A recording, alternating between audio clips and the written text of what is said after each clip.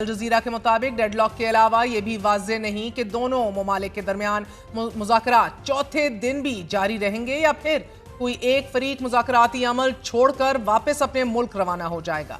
Al Jazeera ने deadlock की वजह टीटीपी के खिलाफ अफगान तालिबान का किसी भी कार्रवाई से गुरेज करना करार दिया है और साथ ही ये लिखा है कि इस्लामाबाद चाहता है कि अफगान तालिबान टीटीपी को रोके, जैसा कि उन्होंने मुतअद्दिद बार ऐसा करने के लिए कहा भी है।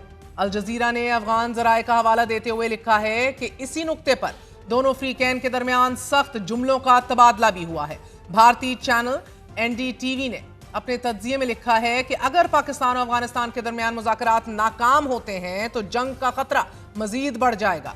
अरब न्यूज ने अपनी रिपोर्ट में सिक्योरिटी जराए का हवाला देते हुए बताया है कि अफगान इंतजामिया पाकिस्तान की मुतालबात को दुरुस्त समझती है, मगर इन मुतालबात पर अमल दरामद करने को तैयार नहीं है। करीबन 18 घंटे तक तवील तीसरी मुज़ाकराती नशिस्त के बावजूद मगर एक जामे अमन मुआहिदा सामने नहीं आ सका। सफारती जराए के मुताबिक तीसरी मुज़ाकराती नशिस्त में अफगान तालिबान का वक्त बार बार काबुल से राब्ता करता रहा और हर मुशावरत के बाद उनका मौक़िफ़ तब्दील होता रहा। सफारती जराए का यह भी कहना है कि ऐसा महसूस होता है कि काबुल इंतजामिया में बाज़ अनासिर अपना अलग एजेंडा चला रहे हैं और वो अमन अमल को सैबोटाज करने की साजिश कर रहे हैं। रॉयटर्स ने इसी हवाले से रिपोर्ट करते हुए बताया है कि अफगान तालिबान इस बात पर आमादा नहीं कि वो तहरीक तालिबान पाकिस्तान के खिलाफ कार्रवाई करने का वादा करें।